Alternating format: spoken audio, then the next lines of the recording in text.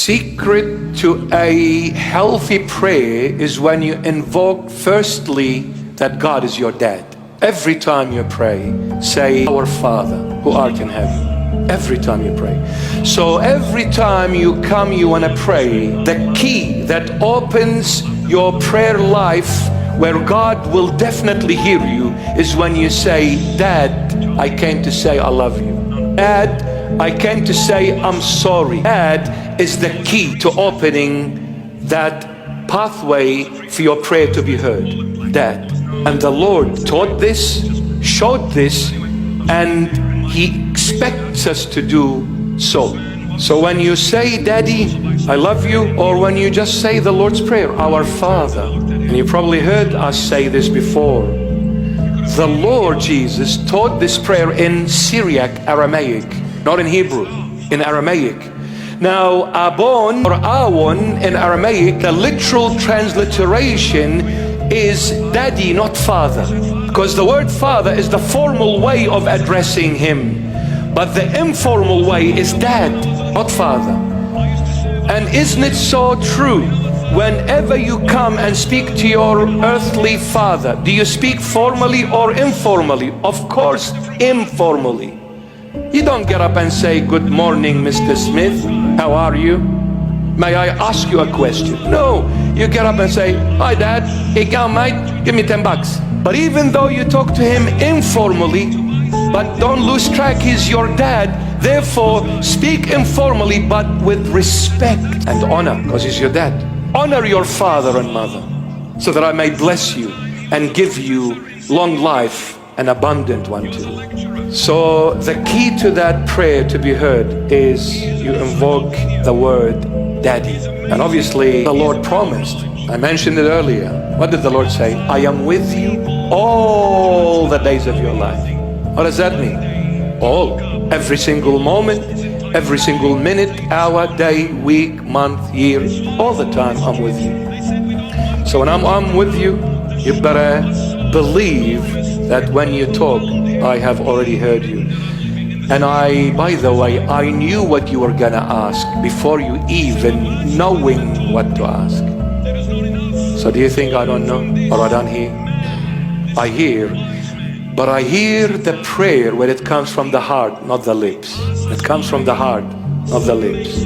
What are 5 things that every Catholic should know? First one on my list. Both the Bible and sacred tradition are sources of divine revelation. That's the first thing. 2, revelation ended with the death of the last apostle. That's one that most Catholics don't know. They don't realize that there's no new continuing revelation. After the last apostle, John, there's no new revelation. 3, sacraments are necessary for salvation. 4, speaking of necessary sacraments, the Eucharist is not just symbolic, but the real presence of Jesus Christ, his body, blood, soul, and divinity under the appearance of bread and wine. And then finally, orthodoxy is not enough. We have a lot of very orthodox, faithful Catholics around here at St. Michael's, but we always want to point out orthodoxy is not enough. We need holiness and we need joyfulness.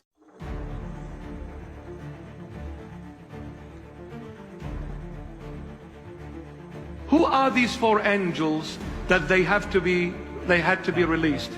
They are the 4 empires that ruled the Israelite nation, beginning with the Assyrian Empire, followed by the Babylonian Empire, followed by the Persians, and the 4th one, the Medes Empire. These 4 empires were the empires that ruled the Israelite nation at the time. They were released to kill 1/3 of mankind. Now I don't want to scare you, but this will happen.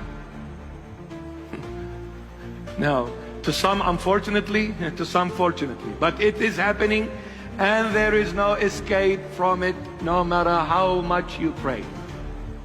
There's no escape. There are times, no matter how much you beg God, you will never be able to convince him to do something.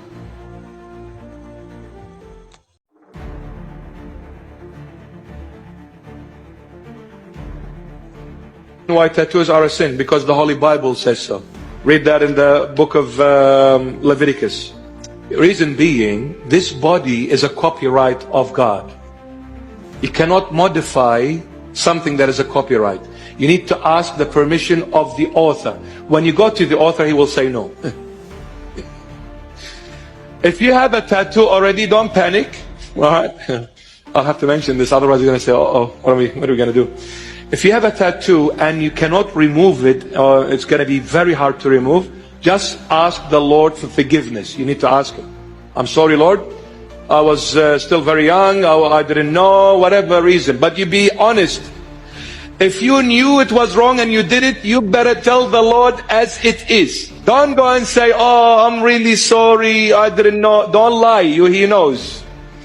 So if you knew it was wrong and you insisted on doing it, go to the Lord and say, Lord, I am a stubborn person. They told me it's wrong and I didn't listen and I did it, so I'm confessing. I knew it was wrong and I did it, and I'm sorry for doing it, Lord. I won't put any more on my body. Don't increase. If you cannot wipe it, if you can wipe it, wipe it. If you cannot wipe it, it's too much. Don't add any. Ignore the last one. 1. You need to stop regretting the past. The past cannot be changed. Embrace the lessons learned through the past and step into the real future you deserve. 2. Stop worrying about the unknown future. Free yourself from worrying about what's to come and trust in your ability to handle whatever comes your way. 3. Stop looking for your happiness in other people. Find the happiness within yourself and watch your own positivity attract true, joyous connections. 4. Stop underestimating your true strength. For you to achieve the highest, you must believe in your abilities and embrace your willpower. Every setback is an opportunity to grow, not to quit. Drop a 100 if you read this far.